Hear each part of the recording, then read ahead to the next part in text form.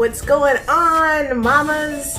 This is Mama Shira. Welcome to DIY Mama Tribe.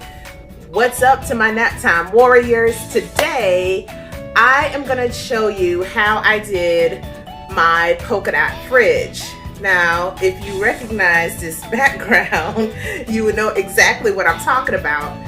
So it's gonna be a little bit different. This is one of the projects that I did before I started my YouTube channel. So I'm just gonna kind of walk you through some pictures as well as some tools that I used and my general method.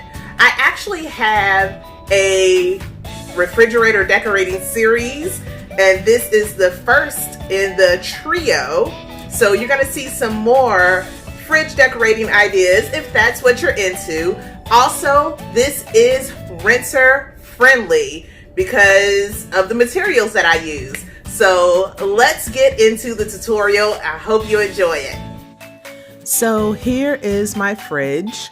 It's plain, everyday white. I didn't do any kind of treatment on it. It's just how it was when we moved in. Here's the circle punch that I used in order to punch circles through this matte gold contact paper. I'm gonna put links for these things in the description bar below. But yeah, just contact paper with a circle punch. I punched out, I don't even know how many circles. I could go to the fridge and count, but why? I just punched out a bunch, maybe 50 or so. And then I tried to imagine like this diamond pattern on my fridge. I didn't draw it out or anything. I just eyeballed it.